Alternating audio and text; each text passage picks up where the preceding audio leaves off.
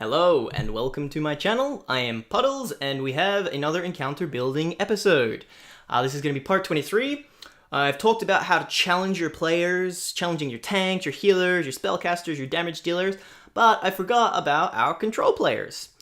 So in this video we're going to talk about how we can challenge them.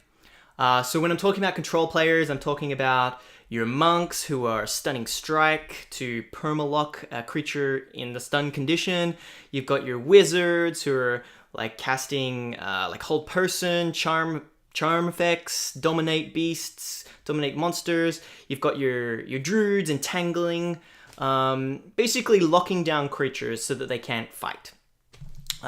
So let's jump in and figure out how we can challenge these players. A lot of the time when I hear advice on these kinds of players, it's usually the monk, because Stunning Strike is so good at locking down creatures, and it's burning one key point, you're still doing damage to them, you're still being effective as a monk, but you're just like stunning them. It's a really good ability that is, I think, important for the monks to have, but we can create encounters that challenge them.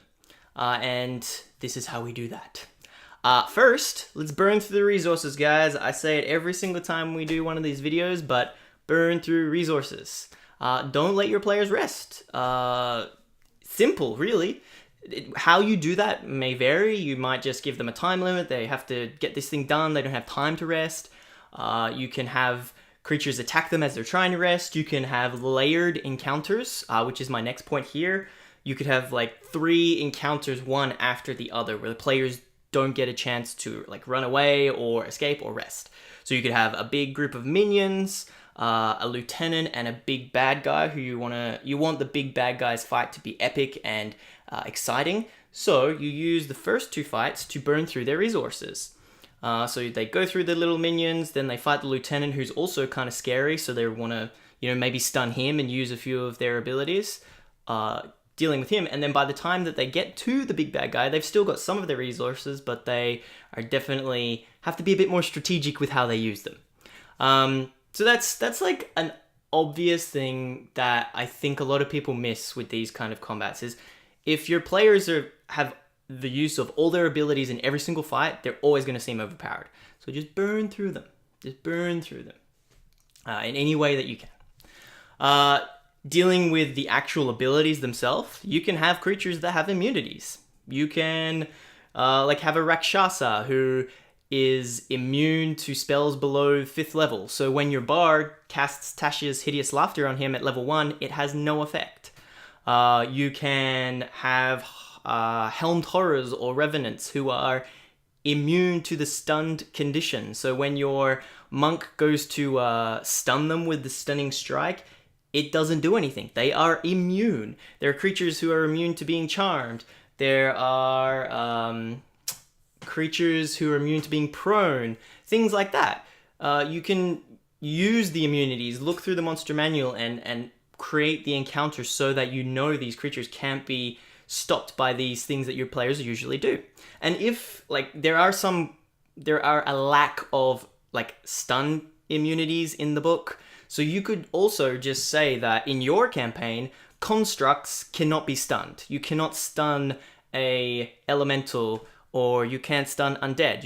You can say these things about your game because they're your game, and it will challenge your players. And it sort of makes sense that a construct couldn't be stunned. Like if it's a magic autonomous creature and you're using your key and punching in different parts of the body to stun people, it would make sense that you couldn't stun a construct.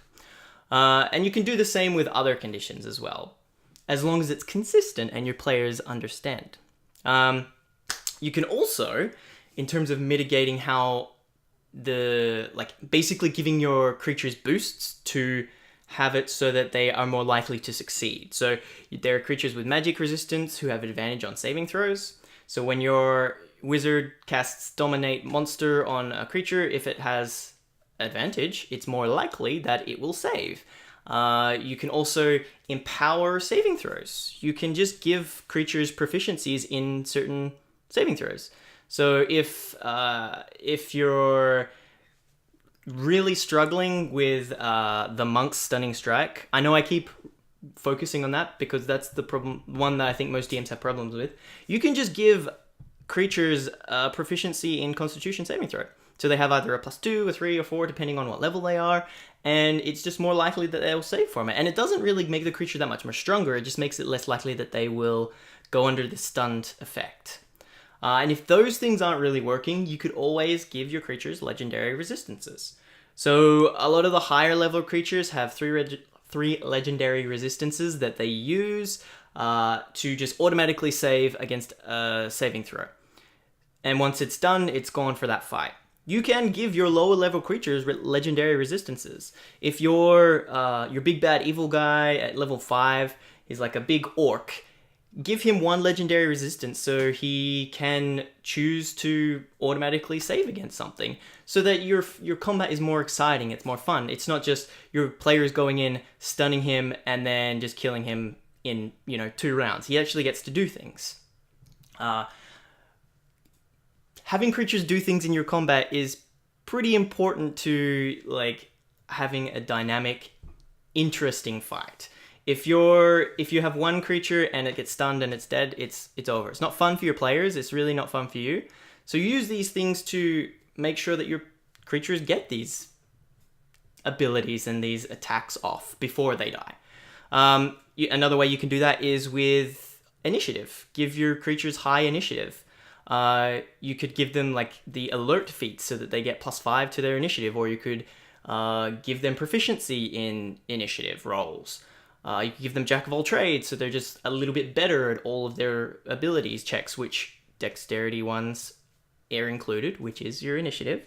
So that when the fight does start, they at least, before they get stunned, they do get a chance to attack on the first round, or cast a spell, or do something useful before they are stuck there, getting punched in the face and stabbed from all directions. You can also counterspell. If your casters keep locking down your creatures, if you've got a druid who casts Entangle every single fight and all of your melee creatures can't get to your players, or there's webs going off, there's hold persons, there's greases, you can counterspell all of those things, and then your players have to deal with the melee guys coming towards them. Or if they're dominating creatures, you can counterspell it. That's pretty obvious. I've also talked about that in the spellcasting video. But with your monks, you can give creatures high AC. Before they can use their stunning strike, they actually have to hit the creature. So the higher the AC, the less likely that they're going to be able to do that.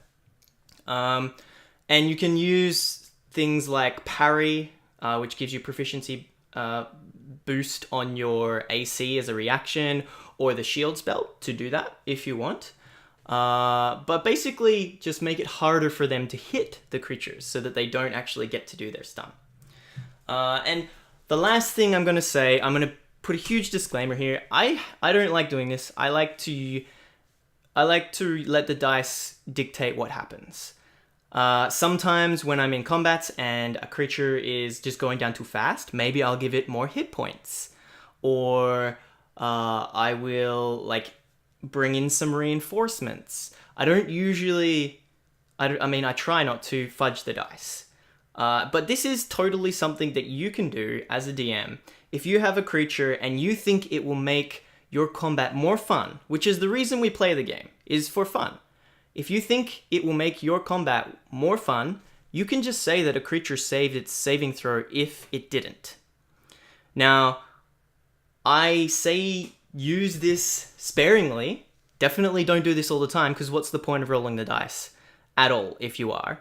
But if there is a guy, like if it's like the climax of your, like a story arc or something, and your monk in the first round stuns them, like just say that they saved. Later on in the fight, they can stun them, but if you were to do this, that would be a situation when you would want to. Never let your players know that you're doing this, though. Otherwise, they will never trust anything that you ever say when you're rolling. If you choose to fudge the dice for whatever reason, make sure your players never find out about it. Never tell them afterwards. Never say, oh, you stunned him then, but I thought it would be better that you didn't. Because your players have to trust you and what you're doing as a DM. And I think it's important that that trust is there. But that's my rant about that. Be careful with fudging dice. Don't do it often. And if you do, make sure it is always enhancing the combat, not just you being sad that your creature is dying too quickly. Make sure it is fun, like all things, and it will make your encounters better. Thank you for watching. This will probably be the last of the challenging your players videos, but who knows, perhaps in the future when there's a new archetype that I've forgotten, I'll make a new one. Thanks for watching.